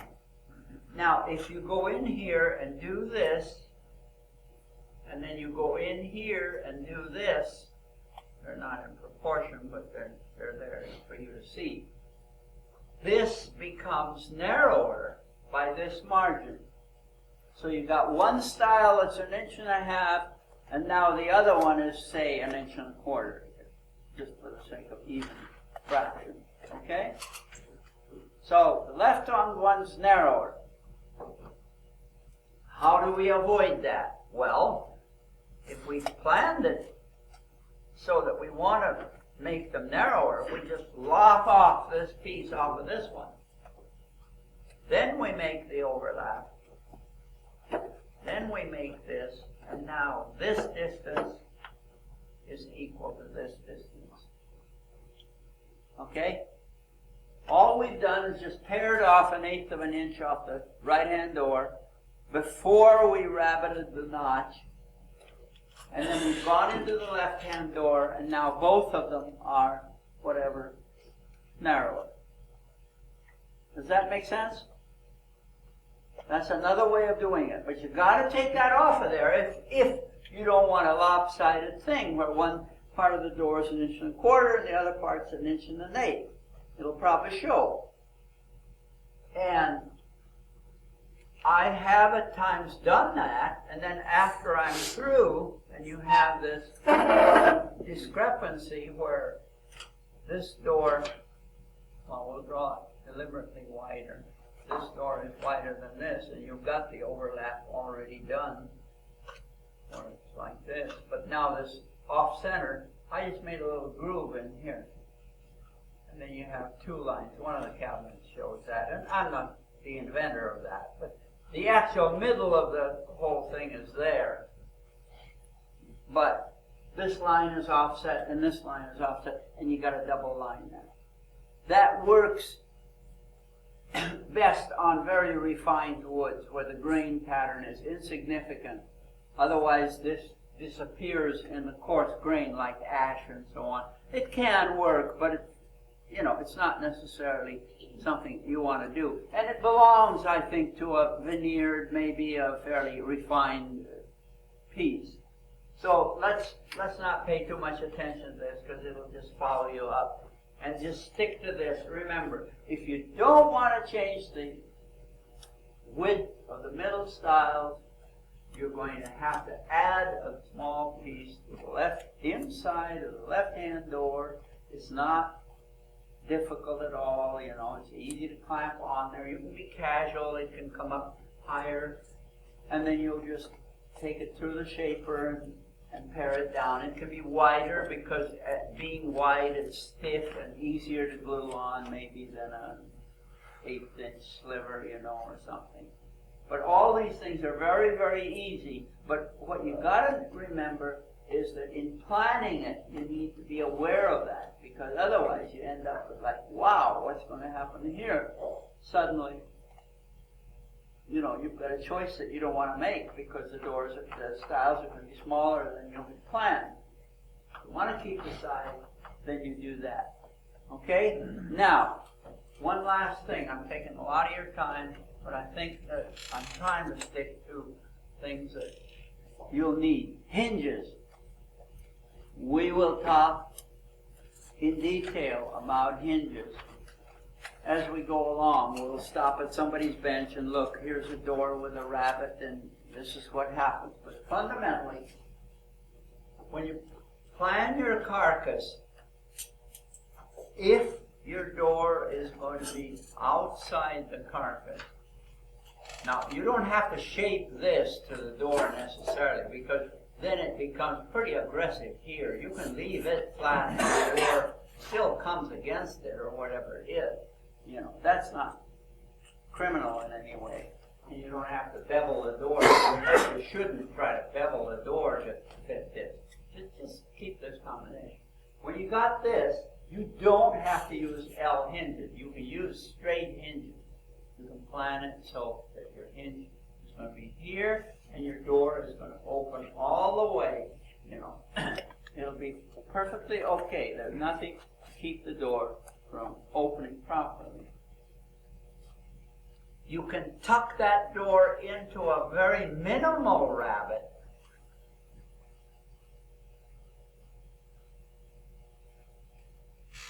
Leaving enough to where now the hinge is right there, because you want it fairly much in the middle of the door.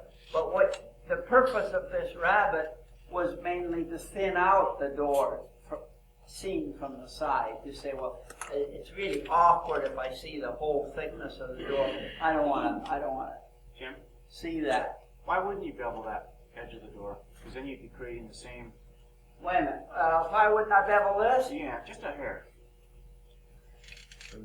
I haven't got that many hairs, but a hair won't do it. I mean, you're going to touch this corner. Yes, you're going to touch it with a file or something.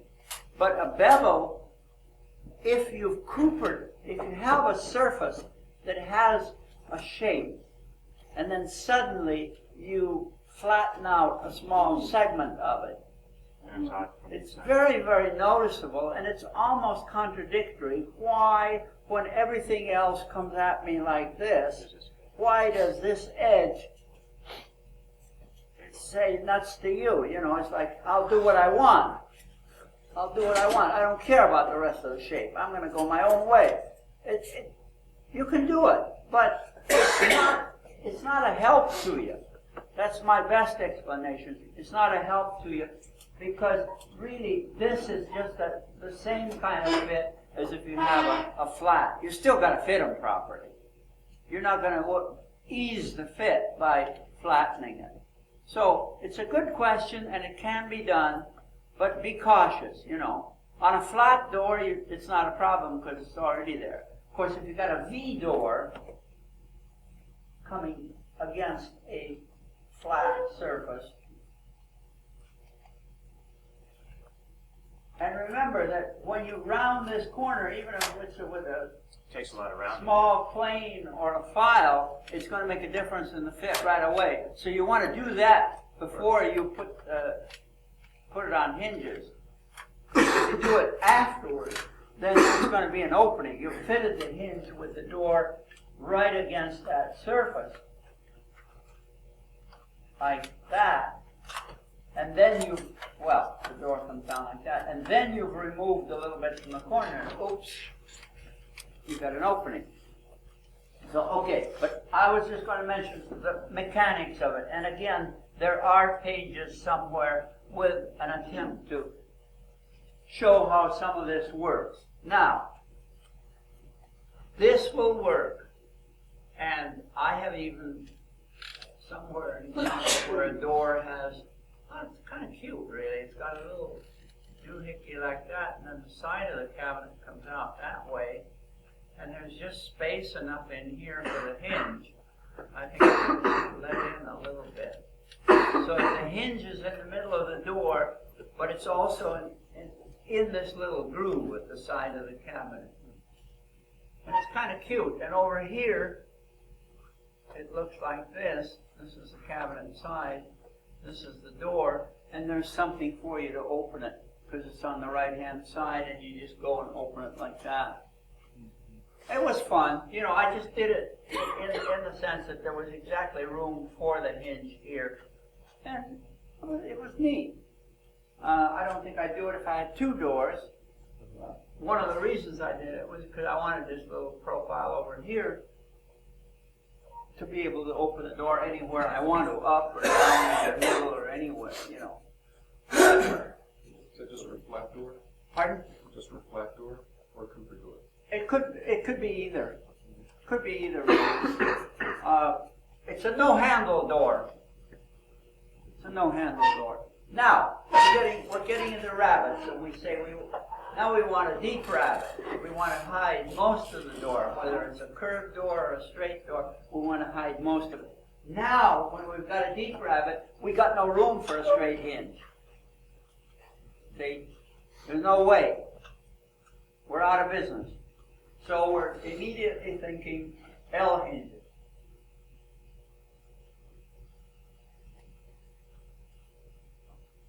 All right.